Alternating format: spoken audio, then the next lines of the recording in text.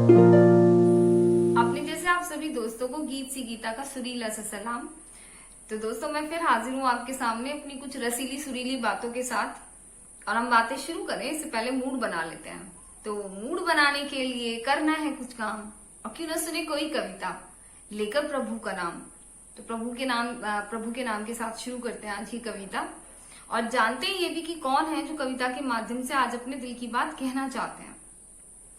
तो जो मेरी नजर देखती है दूर से, तो वो यही देखती है कि ये मिस्टर परफेक्ट हैं, जिनकी नजर किसी मिस्टर बेचारे पर पड़ी है और वहां से कुछ ऑब्जर्वेशन निकल के आई है, और उसी ने शायरी का शोरगुल का रूप ले लिया है। और वो हमसे शेयर करना चाहते हैं। सुनते हैं क्या है उनके पास कहने के लिए, और उनकी बात सुनकर जो हमारे अंदर जो आता है, जो अल्फाज आते हैं, हम उनको भी शेयर करेंगे। तो देखते हैं कि क्या कहना है उनको, गौर फरमाइए। कहते हैं, जिसको देखो उस पे एक फितूर सा है, जिसको देखो उस पे एक फितूर सा है, यहाँ हर शख्स खुद में ही मशगूल सा है, यहाँ हर शख्स खुद में ही मशगूल सा है। तो बोलते हैं हर इंसान अपने साथ इंगेज है, अपने माइंड के साथ इंगेज है, और एक फितूर सा, एक ऐसा थॉट प्रोसेस जिसकी कोई डायरेक्शन नहीं है, बवंडर की तरह चल रहा है, ऐसा वो महसूस करते हैं। आगे क्या कहते हैं देखते हैं, सुनते हैं। बोलते हैं, सुनाने बैठे हो जिसे तुम दास्ताने गम, सुनाने बैठे हो जिसे तुम दास्ताने गम, वो तो अपनी ही कहानी बुनने में मशरूफ सा है, वो तो अपनी ही कहानी बुनने में मशरूफ सा है, जिसको देखो उस पे एक फितूर सा है, यहाँ हर शख्स खुद में ही मशगूल सा है।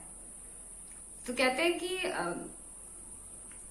आपको लगता है कि आप अपनी बड़ी इंपॉर्टेंट स्टोरी सुना रहे हैं किसी को, एक्चुअली वो ऑब्जर्व कर रहे हैं। और ये बात आप तब समझेंगे जब आप भी ऑब्जर्वर की तरह ही किसी महफिल का पार्ट होंगे। तो अब कभी आगे बैठे, तो आगे से 2-4 लोगों के बीच में बैठे, तो इसको एक्सपेरिमेंट करें कि देखिए उन्हें बात करते हुए आप इन्वॉल्व ना हो, और हो तो आप अपने आप को बता दें कि मुझे इन्वॉल्व नहीं होना, बातें खूब करिए, पर देखिए लोगों को। तो कई बार क्या होता है, एक ही कहानी चल रही है, एक अपनी बात पूरी बता रहा है, दूसरा सुन नहीं रहा है। उस वक्त में वो अपने आप को कैसे वो बताने वाला है, कैसे नरेट करने वाला है, ये वो उसके दिमाग में चल रहा है। क्योंकि जब वो शुरू करेगा तो वो वहां से शुरू नहीं करेगा जहां से वो पहले ने खत्म किया। तो कहीं ना कहीं कुछ भी आपस में कोऑर्डिनेशन नहीं होता। तो वहां से पता चल जाता है कि जो भी आप कर रहे हो दूसरे के दिमाग में, क्योंकि जैसे आपके दिमाग में स्टोरीज है, वैसे दूसरे के दिमाग में भी बहुत सारी स्टोरीज हैं जो उसके लिए बड़ी इंपॉर्टेंट है।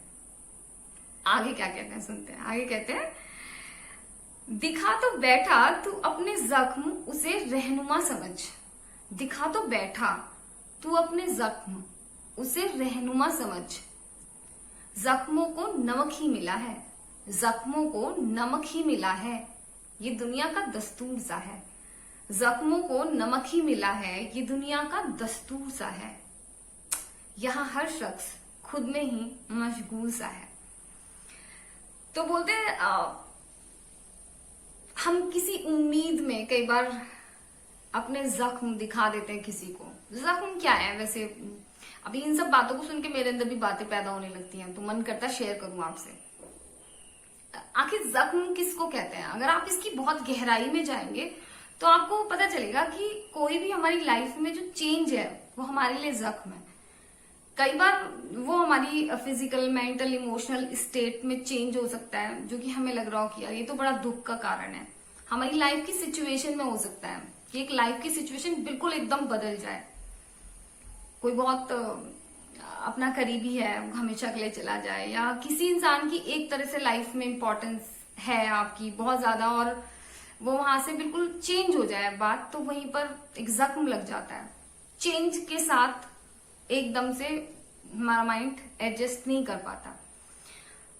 तो उसके लिए अगर किसी और से आप उम्मीद रखेंगे मरहम की, तो एक बार कोई दे भी देगा मरहम। ऐसा भी नहीं है कि मरहम मिलते नहीं है, लेकिन जो मरहम लगाता है फिर उससे भी उम्मीद हर बार की होती है, और जब वो नहीं देता तो फिर और बड़ा जख्म लगता है। वो मरहम देने वाला ही एक नया जख्म दे जाता है।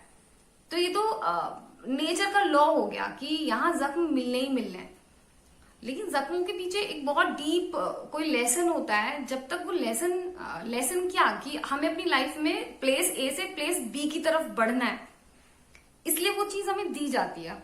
अगर ये चीज किसी को समझ आ गई और उसने उस चीज को एब्जॉर्व कर लिया बिना एक्सपोज किए अपने जख्म को, और बिना ये उम्मीद लगाए कि कहीं से भी किसी भी जगह से मुझे मरहम मिलने वाला है, उस जख्म को एक्सेप्ट कर लिया, तो वो प्लेस ए से प्लेस बी तक पहुंच जाएगा। और उसके बाद वो चीज उसके साथ नहीं होगी।